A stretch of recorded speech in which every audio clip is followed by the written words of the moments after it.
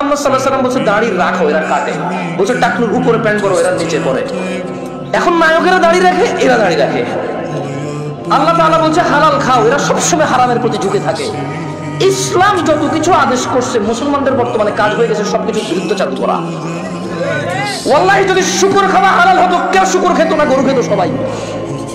যদি মদ খাওয়া হালাল হতো, এই মুসলমানরা মদের প্রতি এত আকৃষ্ট থাকতো না, সবাই পানের প্রতি থাকতো আকৃষ্ট। যদি সুদ আর ঘুষ খাওয়া হালাল হতো, তাহলে আজকের যে মুসলমান আমার চোখের সামনে আসে, আমার মনে হয় এরা কেউ সুদ আর ঘুষ খেত না।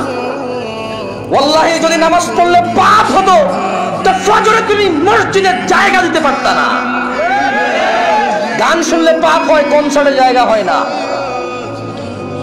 গান শুনলে পাপ হয়, কনসার্টে জায়গা হয় না। সিনেমা দেখলে পাপ হয়, ইন্টারনেটে মিলিয়ন বিলিয়নস ভিউ হয় ওইটা। বাবা মায়ের সাথে বেয়াদবি করলে পাপ হয়, কোন সন্তান তার বাপ মায়ের কথা শোনে না। একটা সামান্য মেম্বার, ইউনিয়ন মেম্বার, ও বেটা এখন 2 লাখ টাকা খরচ করলে হওয়া যায় কি? আগের যুগ আছে সম্মান হতো? আমি রাজনীতি বক্তব্য দিচ্ছি না, ফ্যাক্ট বলতেছি, নিজের উপরে নিয়ম নাকি। আমি রাজনীতি বুঝি করতে বলি না। আমার শত্রু বানায় শুধু শুধু নিজের শত্রু বাড়াই না। আমি নিরীহ মানুষ, মনে আপনার কষ্ট যাবে শুধু। আমি আমারও ইনশাল্লাহ কিছু করতে পারবেন না, আমি বলবো আপনাকে যা করবে। যদি কিছু হয় ওটা আল্লাহ তাকদীরে আছে, আমার হবে, আপনার হলে ওটা আল্লাহ তাকদীরে আছে। আমি ভয় পাই না তা না, এই জন্য আরো অনেক কন্ট্রোল করে বলতেছি। তো এই জন্য দেখবেন বাবা মায়ের অবহেলা। ওর যদি খালি ইউনিয়ন চেয়ারম্যানে বলে ওকে বলিস একটু দেখা করতে, লুঙ্গি কোনটা পড়বে এই টেনশনে পড়ে যাবে, যাইতে হবে রে। ওর বাপ মা ওকে ডেকে পাঠাইলো, বলে যে আসতেছি, বলিস পরে আসতেছি। আমার একটা জিনিস বিবেচনা করে দেখলাম, যত কিছু আল্লাহ তাআলা হ্যাঁ করতে বলেছে তত কিছু আমরা অনীহা করি। উনি বলেছে বিয়ে করো 2টা 3টা 4টা পছন্দ মতো তৌফিক অনুযায়ী। আমরা প্রেম করি 2টা 3টা 4টা সিন দিয়ে। আপনি দেখেন উনি বলছে বিয়ে করো 2টা 3টা 4টা, আমরা করি প্রেম 2টা 3টা 4টা। উনি বলেছে মুহাম্মদ সাল্লাল্লাহু আলাইহি ওয়াসাল্লাম বলেছে তোমরা বেশি বেশি বাচ্চা কাচ্চা নাও, তাহলে আমার উম্মত ভারী হবে, কিয়ামত আমি বিশাল এক জনসমুদ্র নিয়ে ইনশাআল্লাহ জান্নাতে প্রবেশ করব। আমরা বলি একটা যথেষ্ট। কয়টা যথেষ্ট? একটা যথেষ্ট। উনি বলেছে বিয়ে করো রিজিক বাড়বে, আমরা বলি আগে চাকরি বাকরি এস্টাবলিশ হচ্ছে তারপরে বিয়ে। এভরিথিং উল্টা। উনি বলেছে মেয়েরা মোহর পাবে, আমরা নেই যৌতুক। তুমি দেখছো? একটু চিন্তা করে দেখো না। উনি বলছে দাড়ি রাখো, আমরা কাটি। উনি বলছে নখ কাটো, আমরা নখ এত লম্বা রাখি। তুমি বুঝতেছো না ভাই, আসলে এটা ও নখ রাখার শখ না, জাস্ট আল্লাহর বিরুদ্ধাচারণ করা, রাসূলের বিরুদ্ধাচারণ করাই হচ্ছে ওর উদ্দেশ্য। ওর জীবনের একটা এইম হয়ে গেছে।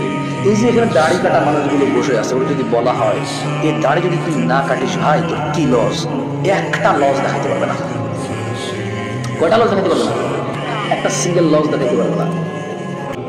ওর যদি সাইন্টিফিকলি ডাক্তার, আমি তো ডাক্তার না, তবে এখন সাইন্টিফিকলি ডাক্তাররা যে দাড়ি কাটার কতগুলা ক্ষতি, আমি একটা আর্টিকেল পড়তেছিলাম, 17টা ক্ষতি হলো দাড়ি কাটা। কয়টা ক্ষতি? এর মধ্যে হরমোন কমে যায়। কি কমে যায়? মানে বাচ্চা কাচ্চা হওয়ার চান্সেস কমে যাবে। কারণ দাড়ি থেকে নাকি, দাড়ি যেটা দিয়ে ওঠে, মানে দাড়ির যে গোড়াটা দেখছেন সাদা সাদা থাকে না, ওটা নাকি মানুষের হরমোন গ্রোথ ভালো রাখে, মানুষের স্কিন ডিজিজে অনেক হেল্প করে দাড়ি। সুবহানাল্লাহ। আমরা তো এত কিছু মনে করে রাখি না, সুন্নাহ হিসেবে রাখি। আলহামদুলিল্লাহ। কি হিসেবে রাখি? হরমোন আর স্কিনের জন্য রাখি না, জান্নাতের জন্য রাখি। আল্লাহ কবুল করুন, আমিন। যে যার নিয়ত অনুযায়ী পাবে। ইহুদি নাসারা এখন দাড়ি রাখে কেন? হরমোন গ্রোথ ভালো রাখার জন্য, স্কিন প্রোটেক্ট করার জন্য। আমরা রাখি জান্নাতে যাওয়ার জন্য।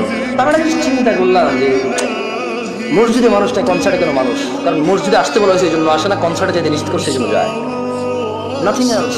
আচ্ছা, শীতকালে সব মানুষ জ্যাকেট, কুর্তা, পাঞ্জাবি, জুব্বা, তারপর হচ্ছে চাদর, তোয়ালা, কানটুপি, নাকটুপি, মাস্ক, হাত মোজা, পা মোজা সব কিছু দেয়।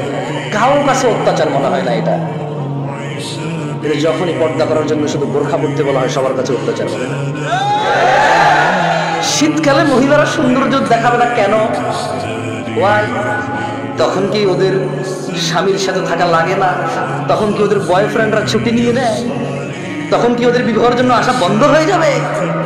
তো তাহলে শীতকালে কেন গা ঢাকে? কারণ ঠান্ডা লাগে তাই ঢাকে। গরমকালে কেন ঢাকে না? ঠান্ডা লাগে না তাই ঢাকে না। আল্লাহ বলেছে ঢাকতে, তাই ঢাকে না।